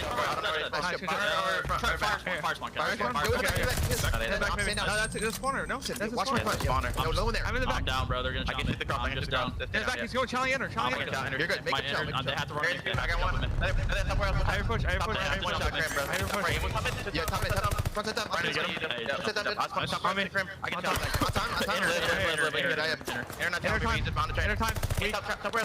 Inner time, little weak. And we got it. Inner time still. I got it. The guy in front of me, I'm living. He's inner. Let's play 2 left, guys. Play 2 left. Crawl. I got it. Ready? All scripts. I think I saw maybe P5. You keep your lab barrel. Wait, we're slow playing left. Okay, Zach, play barrels. I'm missing Paul. We were missing Paul. Push inner. They're both there, right? That's it. I'm on top, Tim. I'm laying down top here. Your clutch is open. They could be under me. They could be under me. I can pick up under you in a second. Bait me, Sam. Get my A-long weak. I have A-long. You're 2. One have low. Open. A-long and maybe P4. Windows me. A-long. I played it right. There's one easy right. There we go, LA Thieves. It was a little chaotic chance. You heard the comms there, just try to slow things down. And hey, man, slow it down a little bit, but you're about to take the lead. They taking the lead, they taking the spawns, they taking the hill time, and now Octane taking names. He is on a 5 spree, and it feels like in the comms is, hey, by the way, number 6, he's almost like designated, yo, just keep track of everybody. Make sure no one sneaks through. Make sure we have track of all 4 players, and he's done an incredible job on top of the fact that he is slaying out of his mind in 8 spree. I mean, they were down by 50 going into P4. And then have been lights out on these past 2 hills, and they are free and clear on the rotation to this P1 money hill. And this is shades of Major 3 LA Thieves in this very map and mode. We saw Kenny literally reborn in the fires of Berlin. They're starting to get things going. Back over to P1. Kenny's going to keep this position up for as long as he can. Kismet brings him down. Now you have New York Subliners finding the time. LA Thieves back on spawn. Wait for the numbers to build up. And then 2 players now on hold of each other. They're going to make that push, try to catch something out. That's 1 pair down, next pair through the front. And that is all Kismet. He may be able to get them both. That is a massive hold out the Subliners, and that's the lead theirs. Hey, you know, honestly, for Subliners, that might be the moment of the game just to stop the bleeding. Things were starting to look rough. That is a tough hill to break through on P1, but it doesn't take them very long to make it happen. So you stop the bleeding. You still have a little bit of life, and now you get to rotate back over towards this P2 hill where Hydra has been laying in wait. Not a ton of team support just yet, but the hill is only just now popped, so maybe the moment for Hydra to try to make that move, or maybe Octane keeping track of players is doing his job. Yeah, look at it. Octane the entire time knew someone was missing. They take him down, turns it into 2. The awareness right now on point. LaRue, Ryan, 18-14 though, pulling it back. The lead will change hands momentarily. The Subliners are waiting for the perfect hit here, waiting for the numbers to swell up. Kenny with eyes on the cross. That is going to annoy the Subliners more than anything. Slow down the hit. Envoy finds another on the outside of docks. He's running the show over there. Once again, LA Thieves hold. I mean, just an utterly perfectly played 2, pretty much from start to finish. And you say start to finish because even with 25 seconds left, Subliners are like, we can't do anything here. We got to move on with our time. And that is just an opportunity. Maybe for Drazah to find the route. Number 4 is not even watching from the front. Subliners are hitting old scrap time for 10 seconds. Meanwhile, Thieves now have 3 players over here for the break. And look at Octane. He's freaking out in the comms because he's like, they're not ready for this at all. You bully your way through the front. Crim, though, goes huge and is able to pick up the kills. And just a wild series. If Drazah's making the read that New York was in the middle of making a bad play, could have taken full advantage. But for Subliners, all's well that ends well. They're nice and stable over towards P3, looking to get this hold. Mountain Dew featured player full. Number 1 on the minimap. Number 1 in the hearts of the fans right now. And it's a 2 though from him. Pistols out. Can he get any more of this one? Yeah, he does. Oh my good God. That is all members of the LA Thieves down. Now back on spawn. They're coming in from the P1 side of the map. Envoy, the first man in. Nades now from Kismet. Trying to slow him down as best he can. Coverage there. Hydra from the window. A 4 spree now for him. You're keeping this pressure alive if you're the LA Thieves, but you're keeping the kills going if you're the Subliners. That is a great hold. Spawns a flip. It is a perfect scenario for New York. Oh my God. What more do you want? In the awareness on point, Crim snapping on his own spawn. I mean, they fall for the final few seconds, but I mean, that was the moment right there. I mean, your voice cracks just because of how wild it could have been if Thieves walk through on P3 and get the break, but now how the tides turn. Subliners now in control of this game. A perfect scenario. You've got the magic hand. What will you do with it? Well, the first thing, you're going to get 2 kills. That's great for now. A couple more trays coming through. You still have to deal with Drazah. Playing it slow, playing it sensible, playing it dead. Hydra, what a win that was. Towards Kenny now on the backside of the map. Trying to help the boys out. Spawns are flipped again. Good old Vanguard, keeping everyone on their toes. Keeps you all guessing. Now the LA Thieves an opportunity to get another point. Shots are good from Kenny. Staying alive as he keeps the point in the hands of his boys. Man, this is a crazy hard point. He's looking 2 directions, though, looking for the chow, and the pressure there from the Subliners enough to at least take Kenny down, but still decent time. Maybe the way of LA Thieves. This is the moment where Subliners almost need to keep him pinned back for the gunfight wins, and maybe the good news is you have him pinned back in your spawn. You shut down the spree that Octane was once again going on. And for the moment, Subliners have the left side spawns, and honestly a hill where they can win the game here. It won't be easy, but if you apply the pressure, they can make it happen. But Thieves, that's the start they were looking for. Oh, baby. Thieves in the point. Kismet.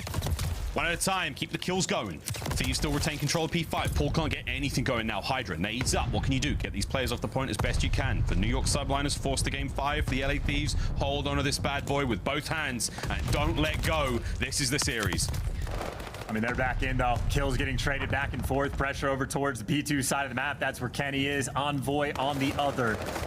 No one making the play just yet to flip these spawns, and maybe that's where Envoy's trying to make the pounce. Still 1 more player there, though, to shoot him in the back. Subliners have taken care of their homework. Nothing out of control just yet, but obviously LA Thieves are able to take the lead. This game ends on P1. This is it. Last hard point. It all comes down to this. Subliners are in. The pinch is on from New York. Octane, every corner checked. Here we go. It's up. It's open for business. Here comes the pinch now. LA Thieves, every possible angle of attack. Will they be able to get the kills? Trades on trades. It's a 2v2 on the point. It now comes down to another 2v2. No! There we go! New York, they managed to get the kills. 5 seconds on it. Stay alive, Crim. Hold it. And you got yourselves a game 5. Envoy taking care of. Drazah is going to be up next. Here come the kills. And that is it. No contest. No nothing. All we have is a game 5. Man, what a battle on Berlin. I mean, 2 teams going blow for blow. Good rotations, good spawn flips the entire time, and just a back and forth battle. And I don't even want to call it a mistake on the side of LA Thieves. There was the moment on P3 where they could have blown the game out wide open, but New York just able to clutch up and sort of force it down the line. I mean, Hydra put in decent work in the slang. It was almost kind of wild. Both teams had one standout player. Octane fried, Hydra fried. After that, I mean, everybody just, again, a blow-for-blow battle. I can't talk anymore. It has been such a long day, Miles. Hey, man, Let me tell you, man. I'm just grateful we've got a break after this. We all get to empty our bladdles. Jesus! Ooh la la, ooh indeed. Here we go. The first chapter of this insane matchup was on Tuscan, the second onto Berlin, and now we go down to a dirty, dirty climax in Desert Siege, the final map. We had to go. We simply had to go all the way to the very end of what has been the longest day in Call of Duty history, ladies and gentlemen, and this is going to be something.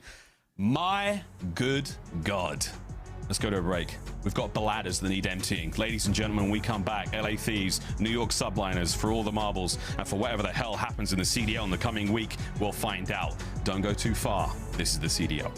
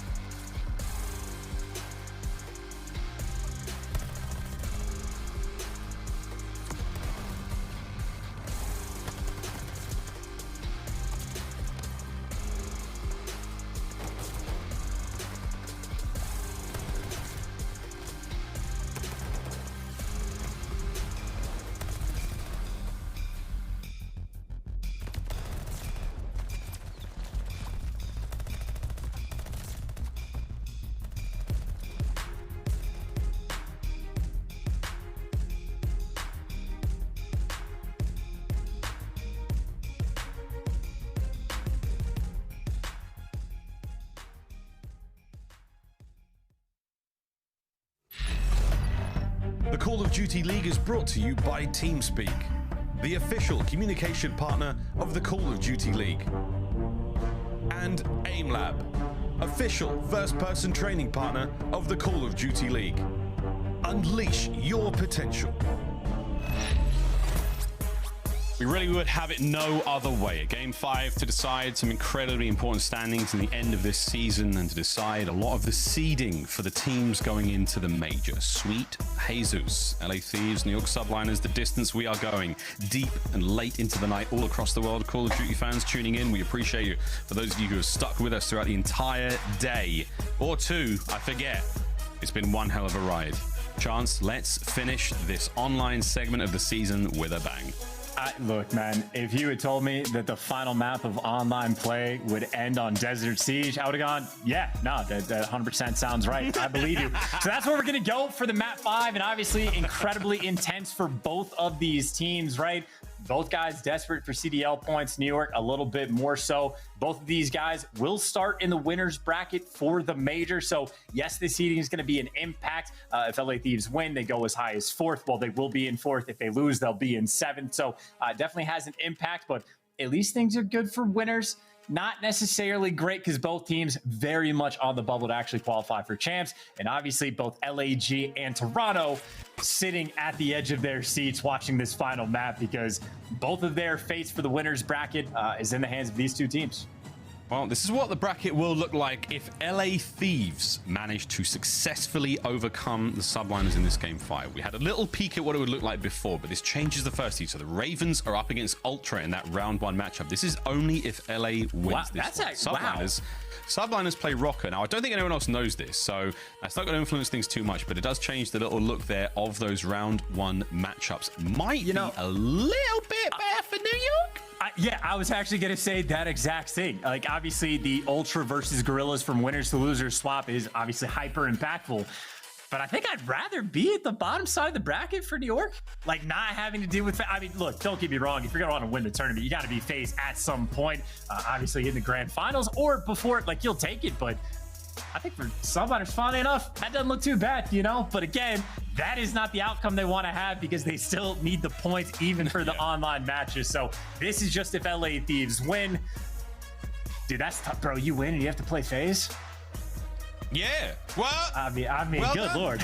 Well, no, bottom line though is like either way, both of these situations they find themselves in, no matter what happens, you have to dig deep and go top 4 of the tournament. If you want to make it to champs, oy vey and all that in the back, you are absolutely going to have to play your way through the best in the business to prove you deserve your spot at champs. Because let's face it, for some of these teams, they did their homework a little late and they've tried to hand it in minutes before it was due and it wasn't quite good enough. So they're scrambling. We're all scrambling now for points because of this, that, whatever. Who gets it? Game 5, let's go. Hey, you know, one of the crazier things, neither of these teams is particularly strong when it comes to the Game 5. You saw those stats. When it comes specifically to Desert Siege, LA Thieves are solid, 4-5 overall. They can make things happen, and at least with this roster for New York, 4-2. So New York have been a little bit stronger, but they also just lost Hydra. Yep. See you, mate. Kismet floating, flying, Envoy getting a little aggressive. Automaton in hand this time around. Catches Kiz. 2v4. Nice work out of Paul.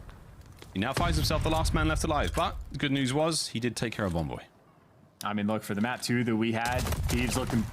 Oh my God. Thieves look incredibly strong. They had good reads, made good play calls, nearly mistake-free Call of Duty in the map too. So Thieves sort of making up for the S&D. Also, how many times did we see Paul last alive in either a 1 versus 3 or 1 versus 4? I think that's literally the 4th time it has happened this series. So I don't know. The casting is almost the exact same, no matter the map. True that. Round 2 on its way.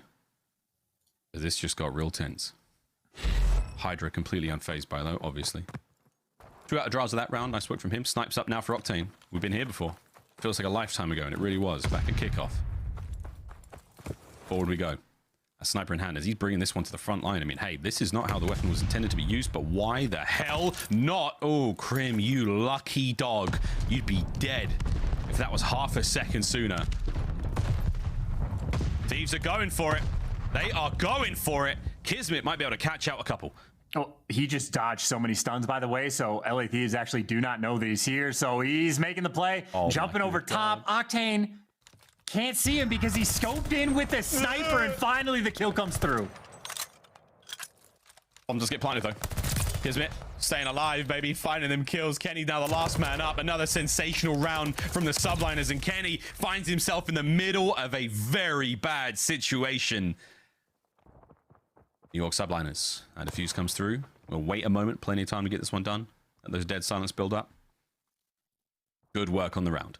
I mean, it is kind of one interesting setup for LA Thieves. I suppose the one way that really gets broken down outside of just straight up losing gunfights is someone like Kismet running straight over top. And I think literally because the stuns do not connect, Octane just trusts it. So he stays scoped in, looking for Crimsix to make a guest appearance on a head glitch. So in the meantime, Kismet, just a little dance to dodge the stuns, finds the perfect opening pick, and everything just falls apart after that. So that is very much the little things right there falling into place for New York. Man, this is crazy. We are going to look back at this series, depending on how it goes, and point a lot of fingers, see how two potential outcomes could have gone down. Two alternate timelines. Here we go, though. Kismet straight onto the bomb. I'm going to get this plant down. There's a little bit of a tag, and here we see the arrows of the LA Thieves moving forward. They're going to try to get into this fight quick, but you got to watch out for Hydra. How diddly doodly. Hello, my name is Paco. First blood. Hey, dude, the comedy. I think Octane trying to bounce the nade off the train, and he just breaks the wall and goes straight through. So the nades do not connect. And I guess Kismet eventually falls, but the trades do come through, and a 2 versus 3 on this retake. A little bit of time. And actually, that ends up working out perfectly. 2v2. Kenny, amazing shot. Saves his teammate. Paul and Hydra. Here comes Hydra. Here he goes. Less than 20 seconds, keeping it safe. Oh my word! Drazah gets both of them. Oh my! What a round, LA Thieves. And I think Parasite will be very happy about the way that played out, right? No one even needs to hop the bomb. Just keep the ARs posted up. They're gonna have to check at some point. So you had both angles covered. The teamwork there, perfect. Couple shots coming in from Kenny right behind Drazah, but obviously Drazah ends up doing the brunt of the work with the 2, but just stay guns up, like force them in. They're the ones that have to check the bomb and feel that pressure. It's a nice little 2v3 clutch there coming in from LA. What a day it's been. A very long day. It's been 2 days. Man. 3 days, who knows? Kenny, here we go. Thieves on through mid. Not a lot happening. Heavy stack for the Subliners towards A this time round. Of course, that round might have scarred them somewhat. Opening pick from Kismet. No flurs given as he flies through mid. Starts the fight. Hey, Crim knows, by the way. I don't know exactly when he saw Envoy cross, but he knows he's in the trench. And he finds him. Envoy has to be so salty about that. Oh, we're shaking. It's all kinds of movement. Crim gets his second. Can he get his third on the round? Octane 1v4. Woo! A hail of gunfire rips him to pieces. Subliners. Good round, man. Good round. Kismet's first blood. Seriously, just like, I'm going to walk straight through mid, and I'm going to get it. And he does. And Subliners also with that strat sort of put a great deal of responsibility on Crim, because even though the previous round on offense, LA Thieves fully stacked A, or B rather, New York in response triple stacked the A side of the map, left Crim by himself where LA Thieves had attacked last time, but even by himself manages to make it work. And nice little 3 spree for him. That's just Crim's side of the map. That's all it is. Subliners, go anywhere else, leave that to Crim. He's quite literally in the trenches, and let's face it, he has been for about 2 years now. Envoys. Checks won't find anything. The checks bounce. Hydra cashes it, though. First blood out like a light. Straight over towards B we go. Kenny sees a lot. He's not going to be able to stop too much. Can he find the pixel? Perfect moment. Whoa, tags the Kismet. Damage dealt, but not enough to stop the bomb. I think the nade's a little bit too late, too. So Kismet gets out. Now you have, dominated Palace control, and they're flanking fast, maybe flanking too fast, and yeah, you get caught. Octane's there. Kenny wins the gunfight, and the reads again. Octane there, the snipes on point in an Aim Labs appearance. Octane putting in the work in this game 5. I wonder if we got him. I mean, he put 2 good uns down there as, again, the frantic scramble from the Subliners trying to get that bomb. Kismet did a fast lap. There's at least one of them. See you later, Paul. Yeah, Kismet's fast lap. After planting, he did a full lap of that middle building to come around and be shot in the back, unfortunately. He looked too speedy for his own good. Gets a speeding ticket, if you will. Have to pay that fine a little bit later on. And honestly, I think of fines, and I just think of Octane. Again, playing well, and once again, towards this B-bomb site we go for the LA Thieves, and Crim at least has a little bit of help this time from Kismet nearby to get some of these stuns, get some of these nades. You have to know this time that Kismet will be playing this spot, though. You have to know. I mean, yeah, Octane's eyes up. So is Drazah. Oh, man, you get the trade through. Kismet still leaves his mark. Crim catches Kenny, no problem there. No one going to put the pressure on, but he's got no clue, Octane, where exactly he is. Knows he's out there somewhere. 3v2. Subliners on retake. And if Octane doesn't have eyes on, he should, right? And I think Envoy's going to be playing it late, but the shots come through, Octane falls, you just instantly hop this bomb and force Envoy out, and I mean, this would be the play. He's going to have to chow from these steps, and Paulehx biding his time. Wait a minute. Everybody there for the coverage. Crim had the angle. And Subliner's too efficient with it. I actually thought, because of the hip fire there with that rat, I thought, dude, how many did he get in a pull? 1 or 2? Looked like maybe 2 at a push. I mean, I don't know. What am I saying? If he somehow guns 2 and then Crimsix's controller breaks, sure, you know, they win that round. What I'm trying to say, Trump, is Vanguard. Anything can happen. No, not in that moment. I will put that one to rest. I will say, though, great work by Kismet. You saw the counter shot from LAT. Both Octane and Drazah responsible to try to take him down, and Kismet at least drags one down with him. And then Kenny deciding to lay down to plant rather than crouch, so he's a little bit exposed. And, I mean, granted, gets down, does his job, but ended up giving away that man advantage. Kenny in position to watch the B-bomb site. He's got Envoy to back him up close as well, and that's unfortunate timing. Nades through. Hydra through the trenches. Kenny, he's in trouble now. 3 members of the Subliners on this side of the map. They have got him pinned. Dead to rights. Here comes reinforcements. Ooh, a little bit of a whiff. The second. No! Kenny does manage to get 1 as the Subliners now have to make the tactical retreat because, this whole time, Kismet today. Well, he's completely by himself. Drazah, I mean, he has to get this instant trade, right? It doesn't even get the bomb down. Drazah does get out with his life. That is a bold call to try to plant in that moment. And Octane's face, I mean, rearranged, but he will heal up. That boy's head is thick. Hydra and Crim now in the 2v3. Thieves are stacked up. They're all real close. A slight bit of movement as Hydra just waiting for the go button, waiting for Crim to let him know. Yep, this is it. Plays on. That's the first blood. Now spring to life. Try to catch the others. Checking every possible avenue. Where the hell are they? They've gone. Scorched earth. They flip sides. They flip sides, and they can just see where the bomb is actually going to get dropped. And Octane and Drazah, yep, you got him pinched in, and they're doing the smart thing. Run away. Bide your time. And that is round done. Well orchestrated by LA Thieves to make that play call to push up. Drazah on the map in the middle of making moves. Even just for the read, when you know there's players on the B side of the map, to just somehow know that Kismet is going for the plant, or at least to go and check that side of the map, that is big brain stuff coming out of Drazah. Wonderful work there out of the LA Thieves in the end. Ooh. It all paid off. Love it when a plan comes together. A 1-round advantage now for the LA Thieves. New York Subliners now on defense. Too much action with a snipe in this game, aside from the Octane 2, but we'll see what happens now as Paul potentially has Drazah trailed in, and I don't think he would have seen it. And the rattling of gunfire across Desert Siege comes to a close. Nobody did. Well, keep in mind, even if he didn't see it, the auto aim will drag through that train. So, you know, he's outer, and that is exactly why the nades are coming through. But in the meantime, at least the first blood has been struck. Envoy delivers. And Paul can't make it happen. Drazah with the angle, and the round has collapsed. LA Thieves, maybe on a little bit of an S&D tear. They will be up 5-3. Oh, my. Match point.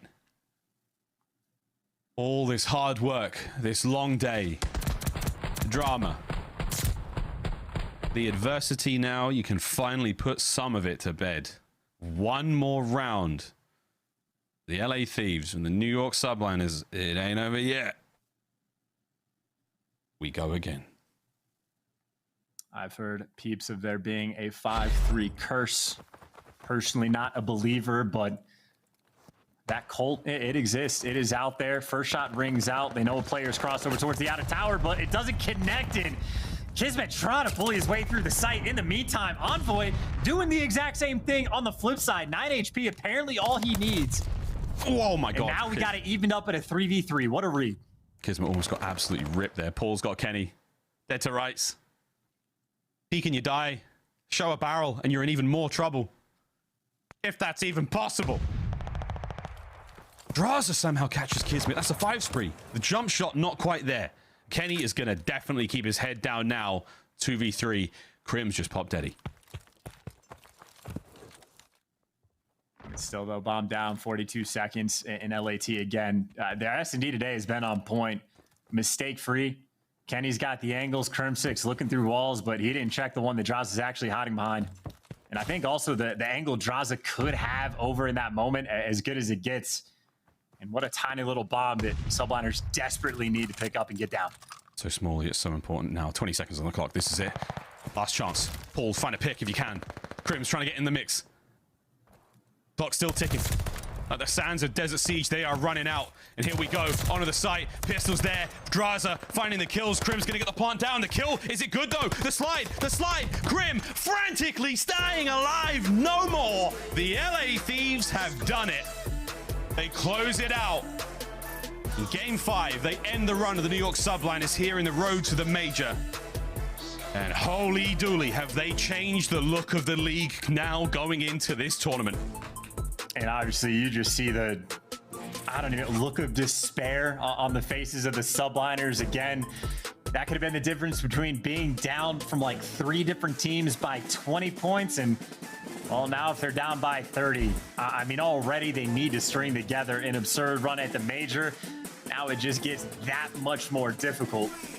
And on the side of LA Thieves, I mean, that just takes at least a little bit of pressure off. Again, I think when we looked at the bracket, still got to play FaZe round 1.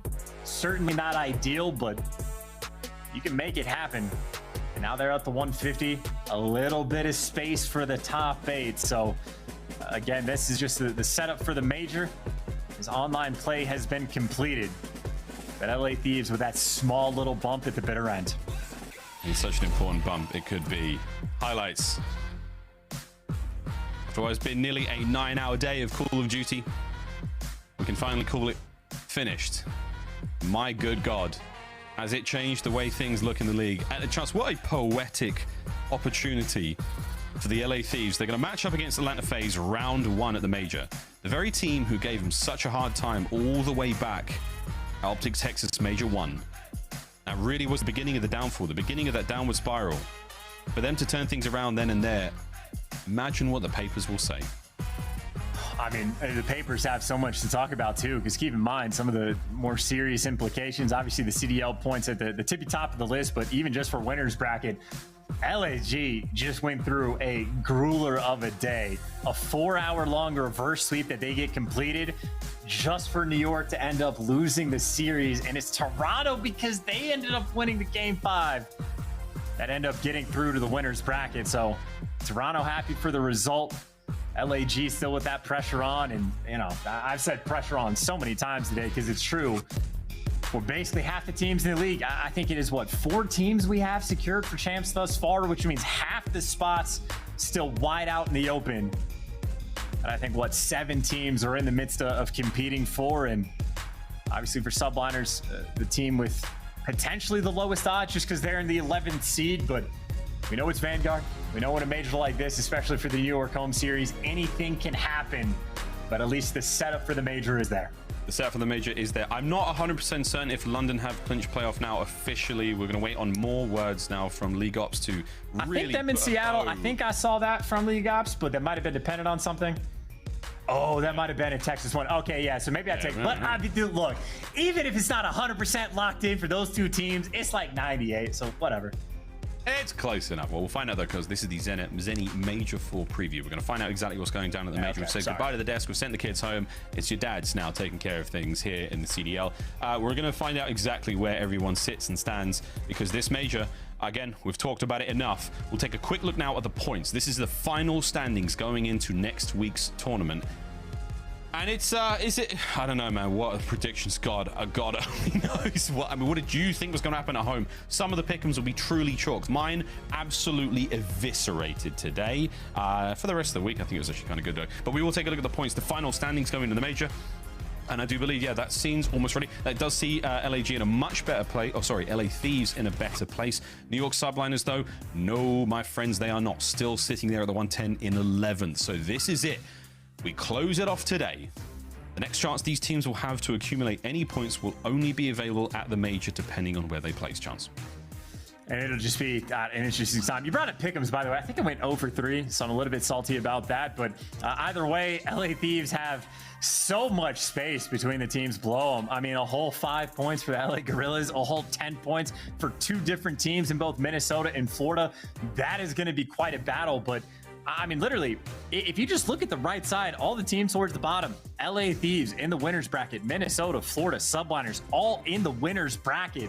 So all of the teams towards the bottom, obviously commiserations to LAG, it did not pan out their direction, but they're all in a prime spot to make that run. And all what that does is on the flip side, put more pressure on the teams on the left side, because like Ultra not super safe, Boston a little bit safer, but not crazy when it comes to making champs. And you know, if any of these teams drop the ball and end up placing top 12, which, I mean, someone has to, that could be the end of your year. Could be indeed. Well, that's the CDO points. Let's take a quick look at how the standings finish up after the qualifiers. These are the records going into the Major. And if you will, a sort of unofficial power rankings of who to look out for. And there are some tremendous surprises there. Right-hand side of the screen, both OpTic Texas and Seattle Surge sitting at 1 and 4. That is a bit of a shocker. Same could be said there of LAG and Toronto Ultra. Again, a little bit to look into here, but not too much. Ravens and Subliners 4-1 alongside Boston Breach. The LA Thieves managing to clutch things up there and go 3-2. And again, who the favorites are truly coming into this Major, it's really, really hard to call. The teams at the top that are 4-1, realistically, I could see any one of the, dude, anything could happen. Like, pairs could end up winning a series and just destroying somebody's year. You have your Major 3 champs that just went 1 and 4. I still think they're capable of like turning things around, come out to land and start to ball out. Like, literally, who the hell knows? Truly the most unpredictable game and maybe the most unpredictable Major in Call of Duty history. Like, even like the kickoffs at like events are easier to predict than after gaining all of the information we've had throughout this entire year. So good luck, have fun. Anybody gets the perfect bracket, I mean, congratulations, go play the lottery. Well, speaking of the bracket, here we go. Let's take a look at this one coming now into the Major. The final bracket, this is it. Locked in stone, friends. The New York Subliners are about to run the craziest tournament you have ever seen in Call of Duty history. Here we go. Subliners will be matching up against Røkkr in round 1. Thieves take on FaZe. Ravens will play Ultra, the classic European player showdown. Bants versus Zero. The Red Dead teams going up against each other. Breach and Mutineers. A wonderful color-coded sort of moment here, but again, when it comes to standings, Chance, Subliners Røkkr, what an important match that is. And this is, I mean, it's also the battle of like online between land for both of these teams. Subliners haven't won a single series on land yet. In Minnesota, at least in Major 3, perfect online. Fumbled the bag when it came to the land performance. And obviously both of these teams need to turn up on land if they want to actually qualify for champs. I love the Ravens versus Ultra battle. Again, Zero versus Bants, always a good time. And Miles, you've heard me say it, as far as I'm concerned, for European players / teams, there can only be one. And then LA Thieves versus FaZe. I think, Kenny specifically, or LA Thieves versus Atlanta, like the Tears, it's not pretty. I can't remember what it is, but like, it is atrociously bad. So maybe an opportunity for Thieves to sort of make up for that storyline and take down a FaZe that, I don't want to call them weak. It has been their weakest point because they went 3-2. So maybe the best opportunity you have to take him down early on, but that is 2 very quality matches at the top side of the bracket. We cannot wait. Well, guys, that's it. Just like that, Call of Duty Vanguard's online season is now complete. on behalf of myself, everyone here in the crew, Chance, the entire desk, everyone up in the cloud, we thank you so much for your patience today through what was an unforgettable and slightly difficult day of COD. We cannot wait to see you all at the upcoming major next week in New York City. For those of you watching here on YouTube, we hope you enjoy the show. For those of you in person, it's going to be one hell of a show. Ladies and gents, thank you so much. Good night.